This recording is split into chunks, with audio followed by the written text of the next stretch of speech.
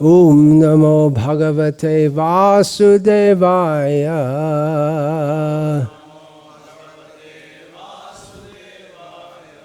Om Namo Bhagavate Vasudevaya.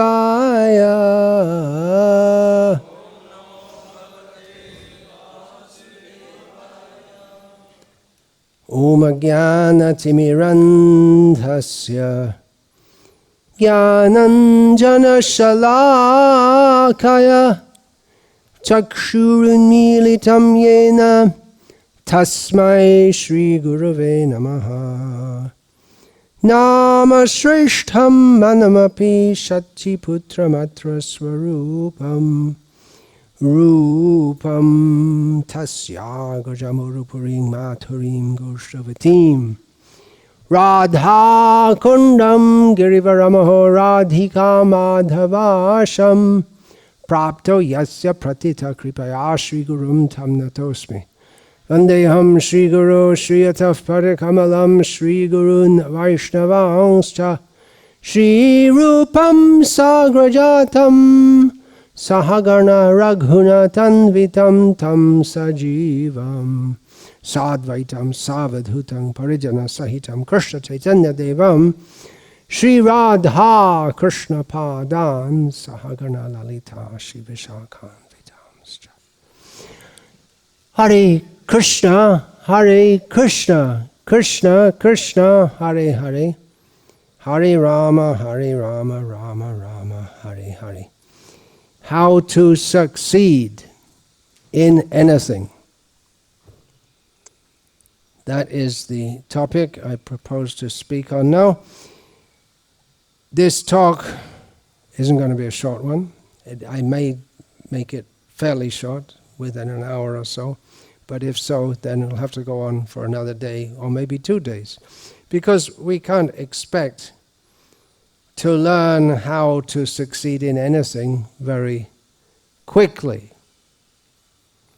Maybe you could learn how to flip a coin. If you don't know how to flip a coin, you could learn. And then if you have to learn how to catch it also, it may not take very long. But anything that's really worthwhile takes time. Rome wasn't built in a day. It's quicker it could be destroyed more quickly than it was built up. Developing, maintaining, and destruction. 3 phases. Now you may wonder why I'm going to speak on this when there seem to be dozens of people out there speaking about how to be a success, personality development, public speaking, and all these life improvement, life coaching, and so on. So why am I speaking? What have I got to add to this? Well, I'll get back to what I've got to add to this. But I received an email from a person I don't know personally, I never heard of before, by the name Luke, asking me to speak on topics of the qualifications of a Vaishnava writer or any other topic related to literary services. So I'd been going through the Nectar of Instruction, a work which was composed some 500 years ago, but based on knowledge and wisdom going back much further than that. So I thought to speak on that. Particularly because in the third verse lists 6 points, and then it says, prasiddhyati, which Srila Prabhupada, the translator, whose version I read, translates this as complete success. So these are 6 points for how one can achieve complete success in bhakti, in pure devotional service to the lotus feet of the Supreme Personality of Godhead, Lord Sri Krishna. But these 6 points can be applied in any field if one wants to be completely successful.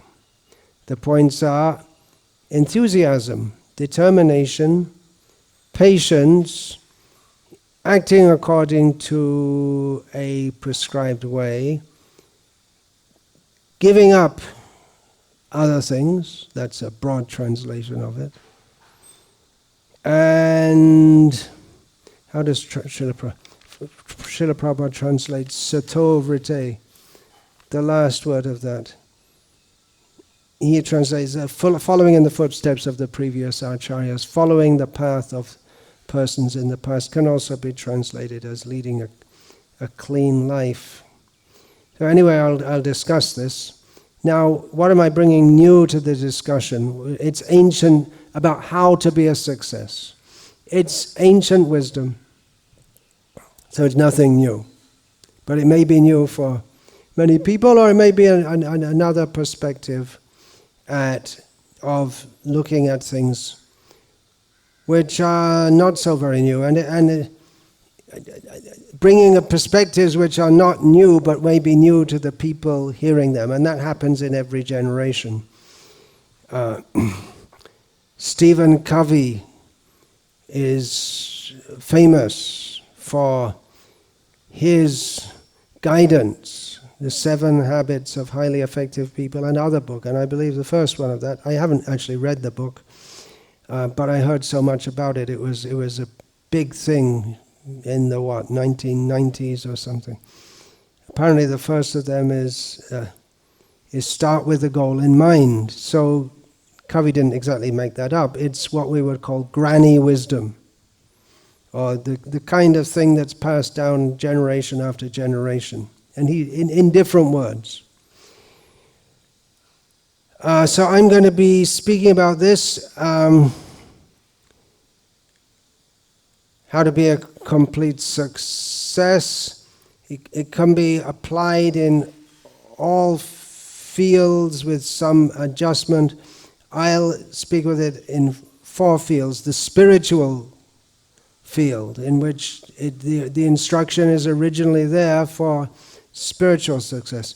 Material success in general, which, as you'll find out, I'm not particularly interested in. Related to a specific task, such as here I am sitting on the campus of ISKCON, the International Society for Krishna Consciousness, in Salem, in South India, and for the last few years has been going on a tremendous endeavor, which is expected to continue for 3 years. It's building a temple in the old stone style for the first time in hundreds of years. Such a project has been undertaken, at least in this part of the world, a granite temple. So these principles can be applied to any task, and specifically I'm going to focus on the task of writing, because that was what I was asked to speak on. But I thought about this verse, how one can be completely successful, and these principles, enthusiasm, determination, patience, etc. These apply to writing also, and to Vaishnava writing. And so but then I expand it also, because it can be expanded to all spheres. It helps me also to focus on my present project. It's not automatic. It's not like being on a factory production line. Nowadays, people aren't employed so much on factory production lines. There are robots to do that. Maybe we'll get more writers. Maybe they'll have robot writers, who knows? Ghost writing. There's this phrase, ghost writing. We have a robot writing. You never know. Some pretty clever guys out there focusing, making a success of making robots.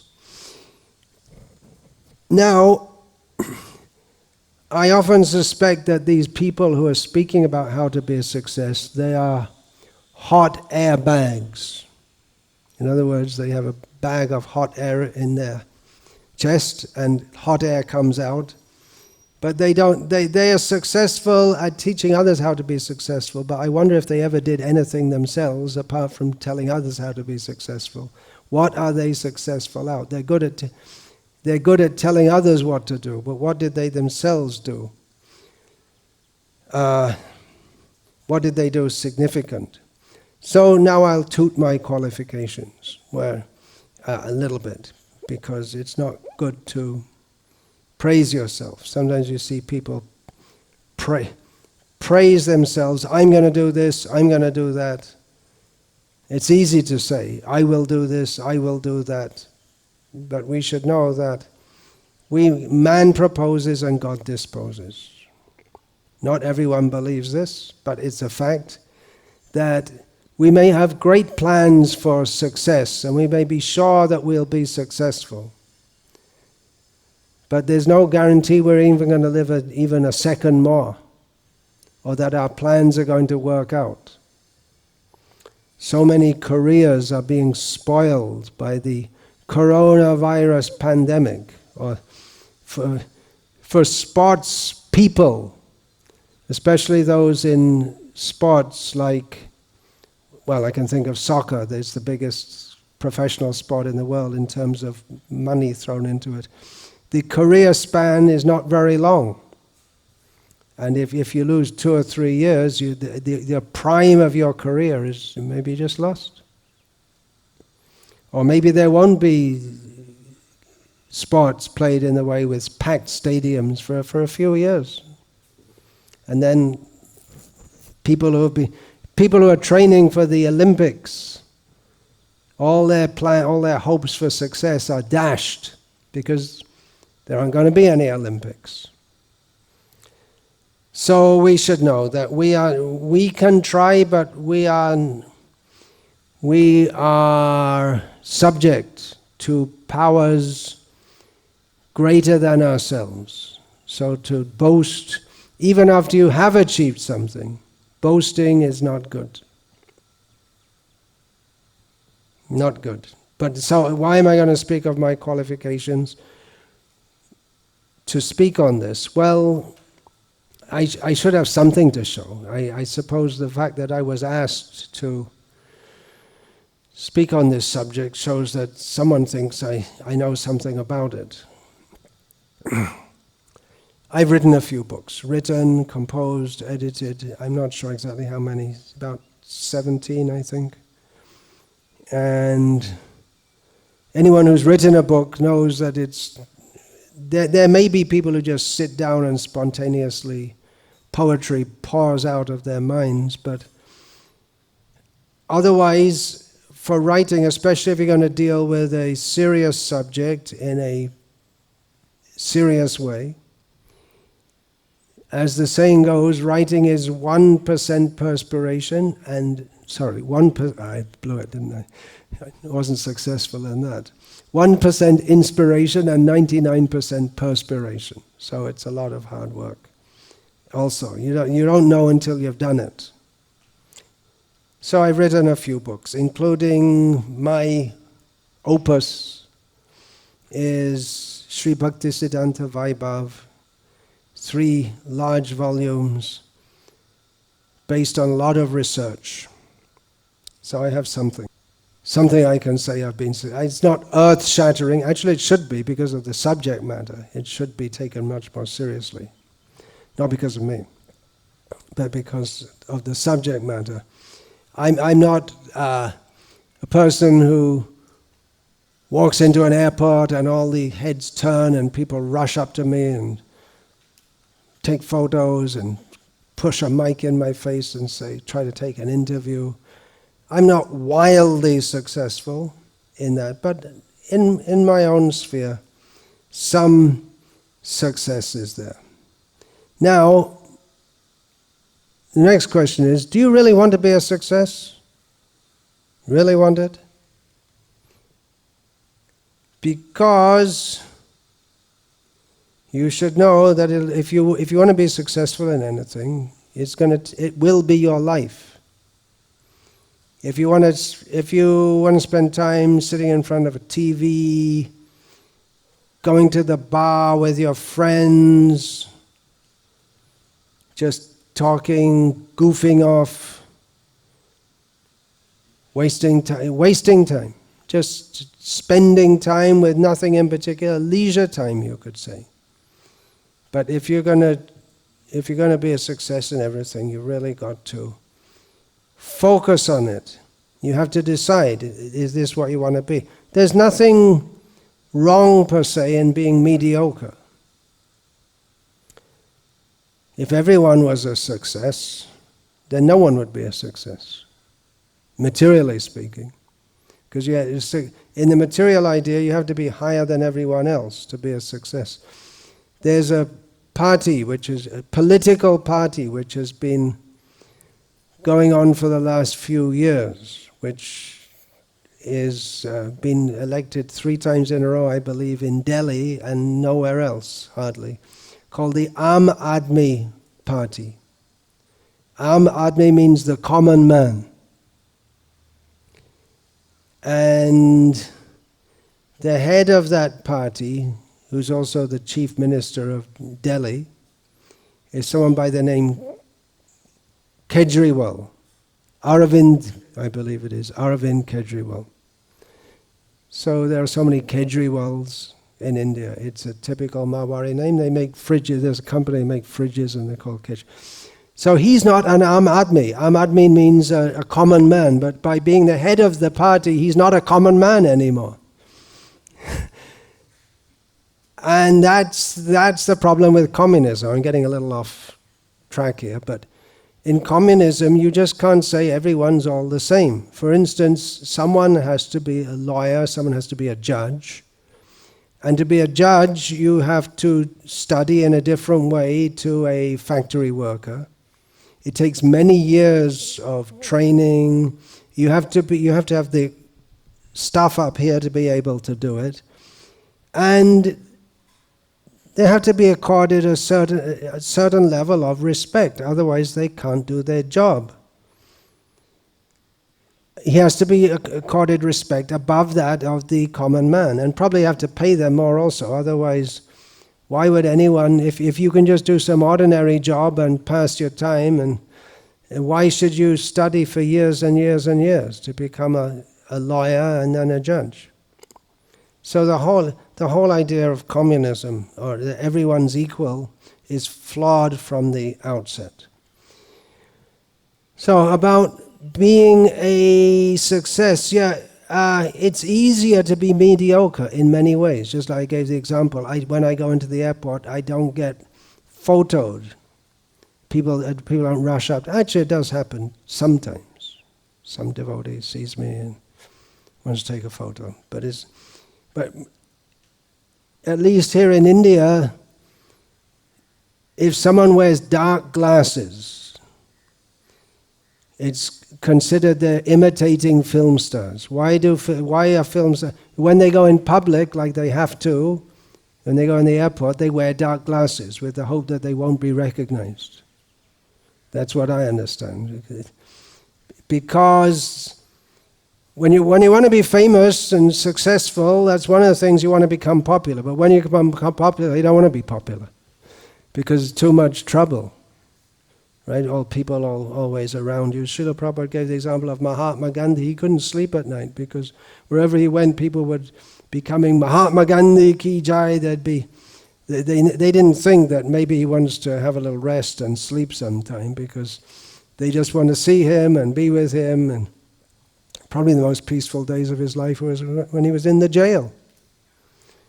As they say, a guest of His Majesty. I was living as a guest of His Majesty. It means it's an ironic way of saying he was in jail. Talking about writers, one of the most famous, iconic, seminal novelists in the English language, American, a major literary figure, J.D. Salinger. After he wrote his book, The Catcher in the Rye, which was a huge commercial success and is considered one of the great novels of American literature of the 20th century, he just withdrew. He became very reclusive, didn't like to meet anyone. He wasn't seen except by his own inner circle for the rest of his life. And he was a young man when he wrote it. So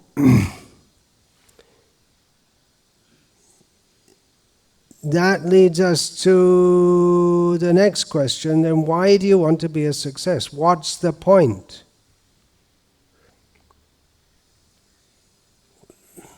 We're just like some atoms floating in time and space. Our existence, if we take this human life, it's temporary. Just like, and even if you become the greatest person in the world, so what? What is this Earth planet? It's just another atom in the universal affair. What is this big thing that you want to be a success? Why endeavor to do anything for that matter when we just have to die? Why? Why should we do that? Well, it's a fact that we're very small and we're very insignificant. But it's also a fact that we can live our life in such a way that is beneficial for others or otherwise. Pain is an unavoidable fact of this world. We can act in a way to mitigate that pain. We can't just stop it altogether. There are ways of mitigating the pain. You could become a nurse, you could become a doctor, you could become a welfare worker, you could become a Buddha. We say the Buddha, but the Buddha's idea was to make many Buddhas. Buddha recognized this world is full of pain.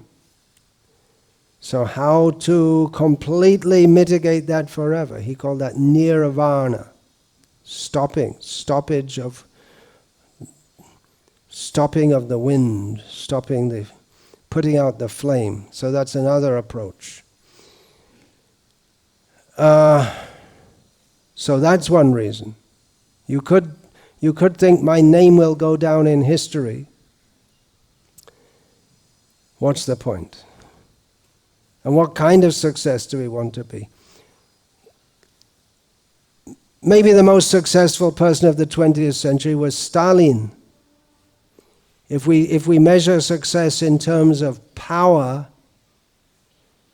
he must have been the most successful. Well, you can say, well, Hitler was, but Hitler, his power didn't last very long. And Stalin ultimately conquered him. It wasn't the Western, well, it was a group effort, but it was the Soviet army who reached Berlin before the British and Americans and others coming the other way. But he went through his whole life without being assassinated. He assassinated millions of other people. Is that the kind of success we want to be? And you say, no, of course not. But in terms of what success is considered in the world today, you have to be a bit of a bastard to, not a bit of, quite a bit of. They won't teach you in these courses how you have to be, let's say, a jerk. If you're going to be successful, they'll teach you things, how to win friends and influence people. Well, that's just the real idea is to influence people, not how to make friends. So you make a show of being nice to people. Or Covey's thing, win-win, rubbish. Win-win, if it's good for me and it's good for you. But in many times, it's good for what's good for me is not good for you. And we don't really care about the other person. I won't win on your side and not on the other. This is, after all, human nature. If you're trying to push yourself above others, it involves not only pushing yourself, but pushing others down. That's the human mentality. It may be possible to raise others up. This is demoniac, but this is the world. If you do a business studies course, I'm sure they won't teach you this. I don't know. I've never done a business studies course, and I hope I never do in the upcoming course of my lives. But many successful people in the world, they seem to be psychopaths. Psychopaths have got all the qualifications. They're fully focused. They know what they want to do. They're expert at manipulating, cheating, lying. They're deceitful. They're heartless. They don't care for others, but they wear a nice suit and tie, and they look very nice.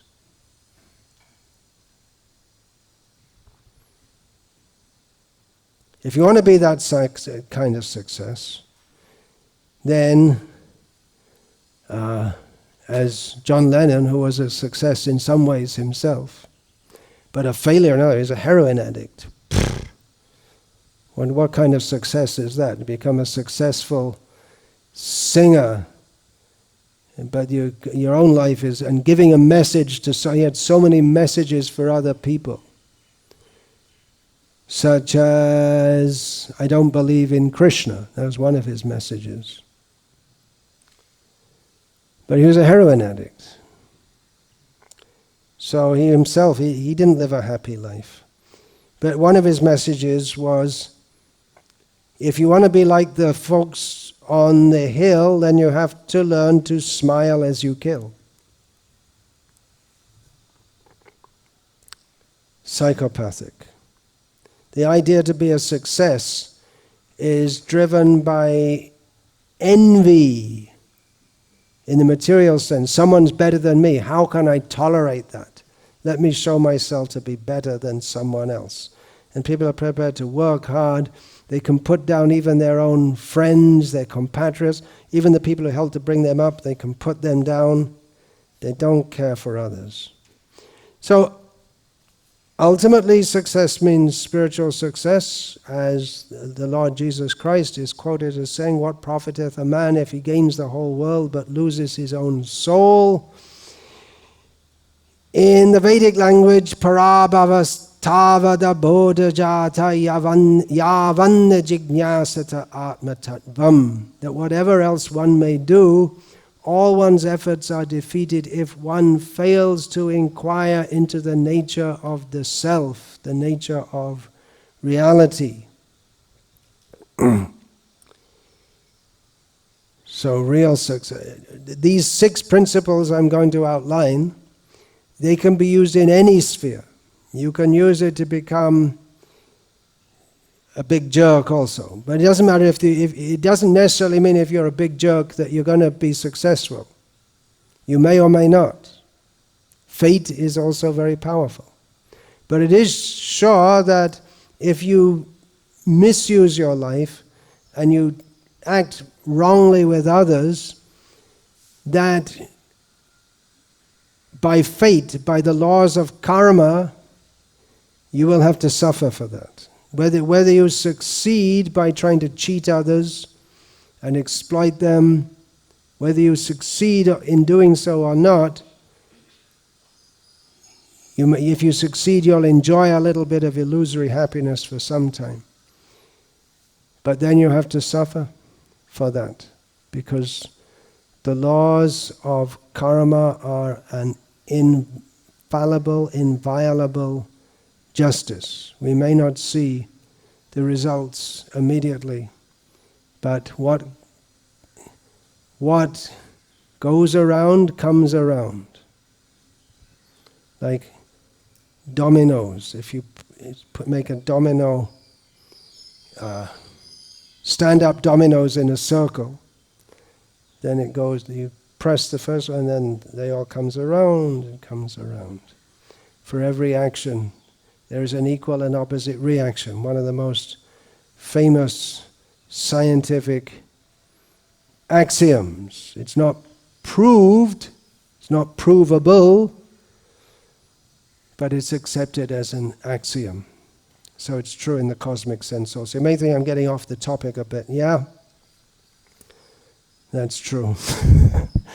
How to be a success. But then we should see, we don't want to turn out a bunch of people who are expert in cheating and lying and exploiting others. The whole idea of being a success in that sense is demonic. Here in India there's so much push. Be a success, you've got to be a success. But the whole idea of success is how to get ahead and get a lot of money.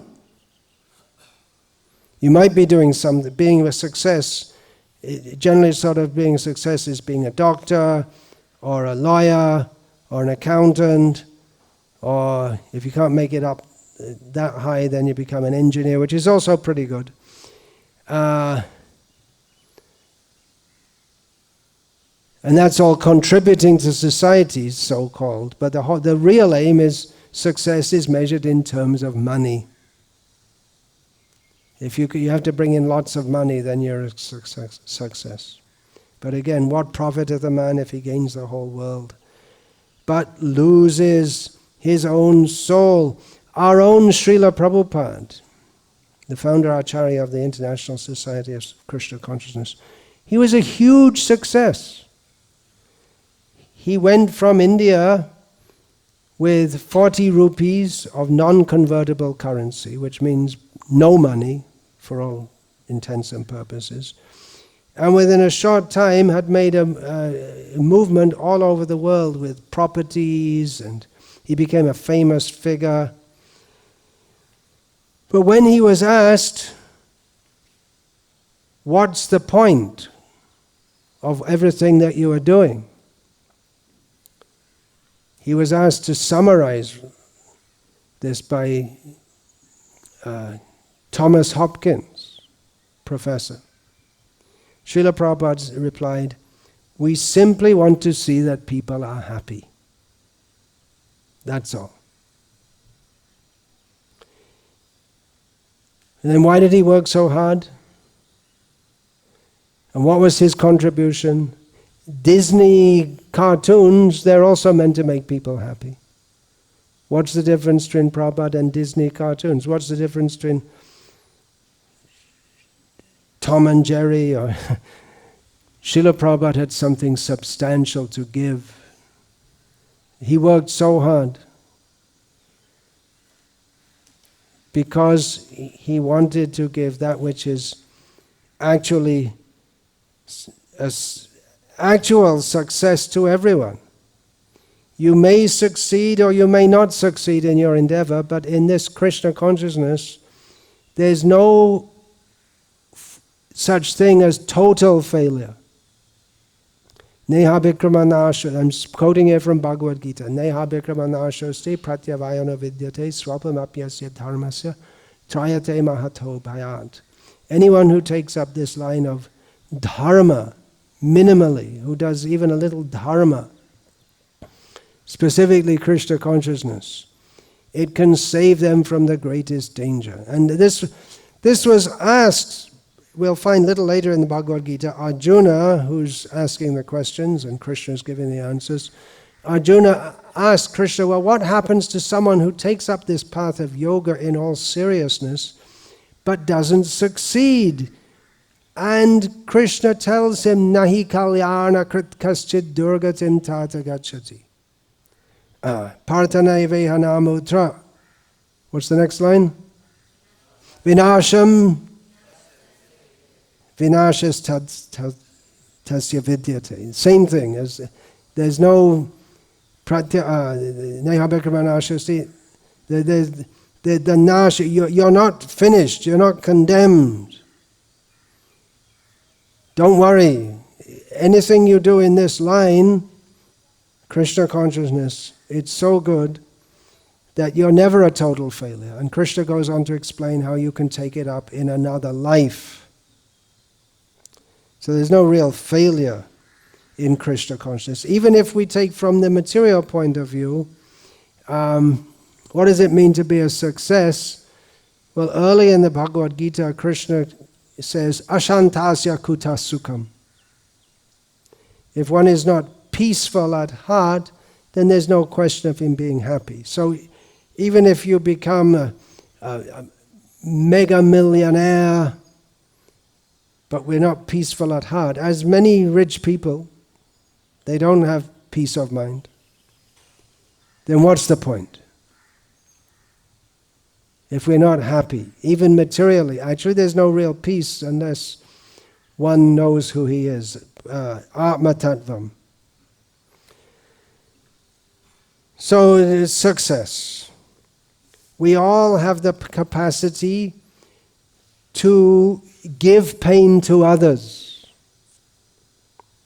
We should not give pain to others. Anudvega karambhakya. By one's words or one's activities.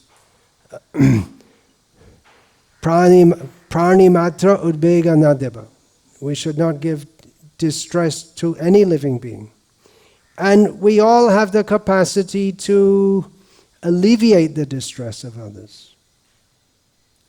So success can be understood in terms of, in that way, and minimally at this way. Of course, I'm supposed to be talking about writing, but then I'm talking about my writing and my specific writing, or that of one who's trying to write in the service of Krishna. The idea is not to become a famous writer. As Srila Prabhupada wrote in one letter, we are not trying to make literary masterpieces. We're just trying to inform people that there's a blazing fire of material existence and how to escape from that. So quiet, blazing fire of material existence. It wasn't that when Srila Prabhupada says there's a blazing fire of material existence, it's not some new idea. Buddha said it, Krishna said it, and even if someone is not connected with the Vedic tradition, he can see it. The whole book of Ecclesiastes in the Old Testament is about the seeming pointlessness of life. Henry Thoreau, of the American philosopher, transcendentalist of the 19th century, said that the majority of people today, if we think of the 19th century, we think, oh, it's very nice, very peaceful compared to today. Most people today live lives of quiet desperation. True today also, huh?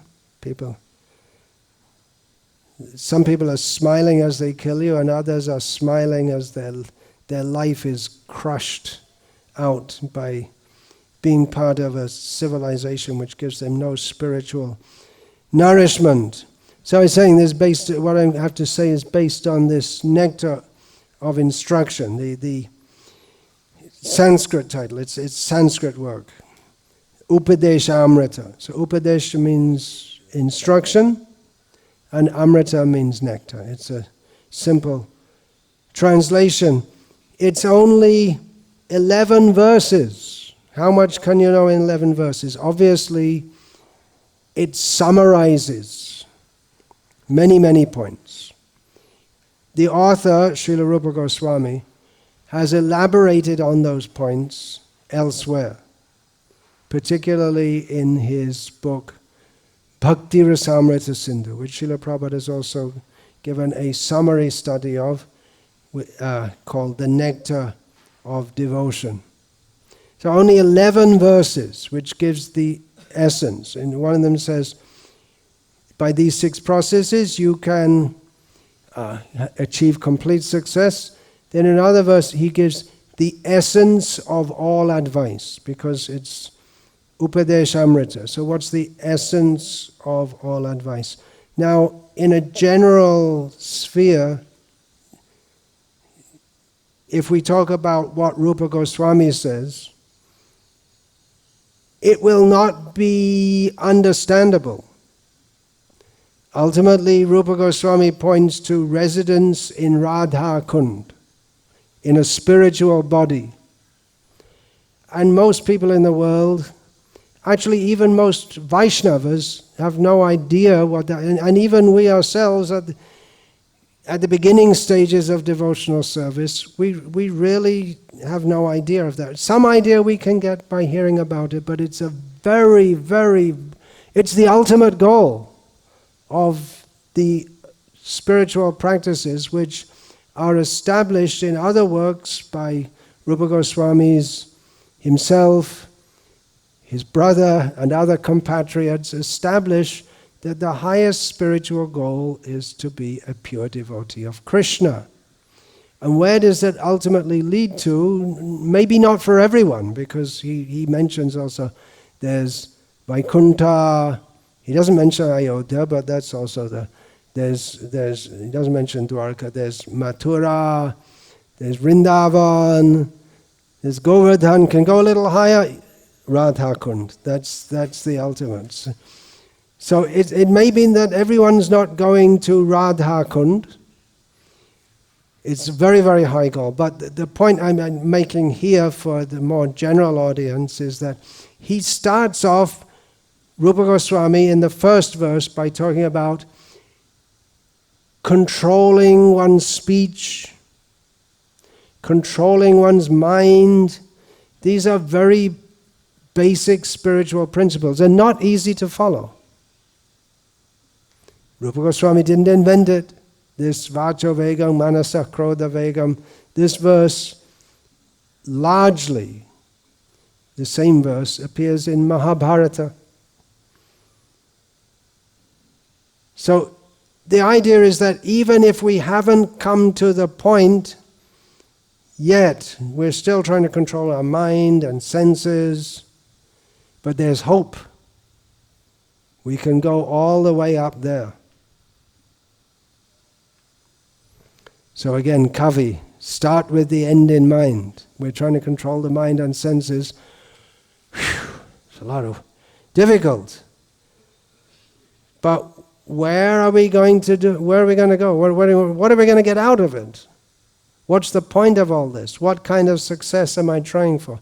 Ultimately, the topmost spiritual success, which is not even imaginable. If we had to explain to a general audience, even here in India, what to speak of going, for instance, to Mongolia or some other remote and wild place like New York City. It's pretty wild at the moment, right? Actually, it's very peaceful because of the pandemic lockdown and everything. But it's a pretty wild kind of place, and I guess New Yorkers like that, the zeitgeist or the ambience of New York City. It's wacko. And you go there and you're trying to explain that to someone that actually there's Radha Kund, and there is a place in India called Radha Kund, but you have to see it ultimately with spiritual eyes. One has to become completely purified. And then what do you do there? When you achieve the ultimate spiritual perfection, you can aspire to have the body of a little girl, and you'll comb someone else's hair. Really? Ultimate spiritual perfection. Not very easy to explain. Who is that someone else? And that is also very difficult to understand. But Rupa Goswami gives the idea, it is possible. You can do it. You should do it. Why not do it? So I didn't get very far on the writing thing. But anyway, it's all related. If you have to write, how are you going to do it? Actually, when you start to write, say if you write a book or an essay or anything, my repeated experience is that it's always much more work and much more difficult and takes much more time than you think it would before you started. right? You wrote a book, you know. You think, oh, I'll write a book, won't take me long. Easy, I know everything about it. And then you get into it. And at one point you were researching about Praman Tattva, how epistemology, in English it's called epistemology. And then at some point you stopped because you can spend your whole life. And you won't come to the end of it. Actually, all philosophy, all knowledge is based on epistemology. So you have to get your epistemology right, but you could spend your whole life and still not get it right, and not come to the end of the topic. It should seem fairly simple. We accept Shabda Praman, the revealed knowledge, because our senses are imperfect, our intelligence is imperfect. It's fairly simple. If you say the basic principles, but then if you get into it, you find it's whatever topic you get into, it's much more deep. And that's the job of a good writer. One thing is to get into the intricacies of a subject. I'm talking about serious non-fiction here. I have no experience in writing fiction. Is to get into a subject and present it for the benefit of others. And another job may be to summarize it all also. So there are different factors, but to summarize it, you have to know the subject very well. Rupa Goswami wrote the Nectar of Devotion, an elaborate book, and we can say the summary is the Nectar of Instruction. So he wrote both. And then how elaborate do you want to get? And then there's no end. The Goswami literature is huge. The 6 Goswamis. Which books who wrote? That we have Rupa Goswami, many famous works. I mentioned 2 of them. Sanatana Goswami. The Brihad Bhagavatamrita itself is a tremendous literary contribution. We could say that's a novel, so to speak. Then Jiva Goswami, huge amount of, who could do what Jiva Goswami did in really maybe more than the others. Nana Shastra Vicharanaika Nipuno Saddharma Samstapako, more than others. He went at least in the volume he produced, he went very deeply into the scriptures, examined them very carefully. He started off his works with epistemology, tattva sandarbha, and he made a huge amount of work in his productions. Sanatana Goswami also, along with Bhakti Rasamrita Sindhu, should be the Hari Bhakti Vilas, for the practical procedures for how we live as Gauriya Vaishnavas. Then Raghunath Das Goswami, not famous for writing very much, but what he wrote is, well, what's the topmost book then? Srimad Bhagavatam. Well, if we want to understand Srimad Bhagavatam, we have to come to Chaitanya Charita. Is there any further to go? Little bit. Little bit. Vilap Kusumanjali.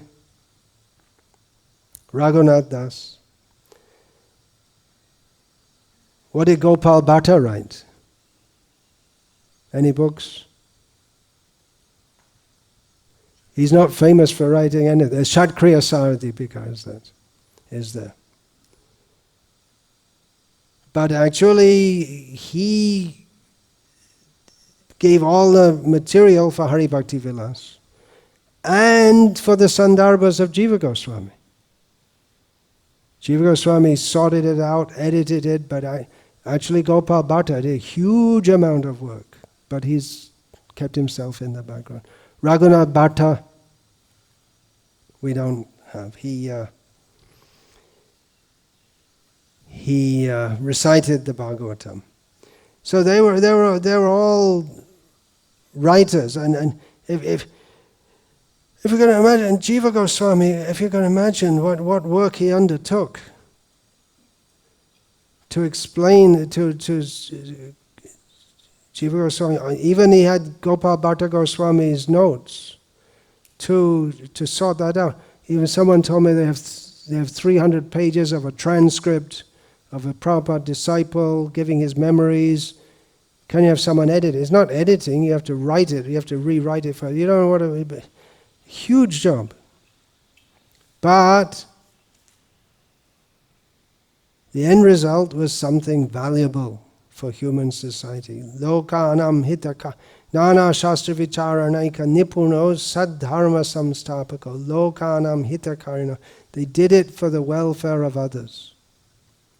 So if you're going to be if you're going to be a writer, then we should write for helping others, for the benefit of others. I mean, say, who am I to do for the benefit of others? But we have some knowledge and we should try to share that.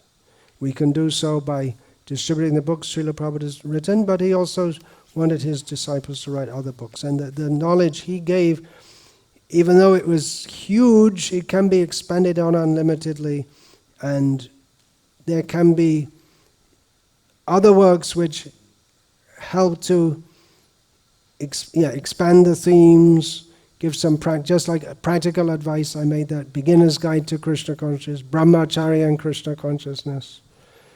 The whole world of Vaishnava culture is in Sanskrit and indigenous Indian languages. So that bringing that to the world, there's so much to do, so much. So there is a lot of work to do for Vaishnava writers, but it's work, that we should know for sure. And how much work we won't realize until we start, but still it should be done as a matter of duty. And if we're thinking, I'll be a success, I'll be famous, forget it. Don't do it. Just chant Hare Krishna until you get more purified. You can distribute Prabhupada's books, read his books. The idea, I will be a success, is not for a Vaishnava. Even though these 6 processes lead to complete success, the idea is that our success as a Vaishnava is to become the most humble servant of the Vaishnavas. So it's a very different outlook. So I still have to come really to the point of exactly about writing. But what I'm saying is applicable to writing, it's applicable to building a temple, it's applicable to making one's life as a human being successful. It's applicable in all fields. So how to succeed in anything, but we should also try to understand what is that thing which brings everything to success, and without which everything else is a failure. Parabhavastavada bodhajata yavanna jigyasata atmatattvam. Unless one inquires into the nature of the self, then everything else he does is just a complete waste of time. And inquire, and one should also get answers. The answers are there in books. A Vaishnava writer may write more books to amplify those subjects or to apply them in certain fields, and so on.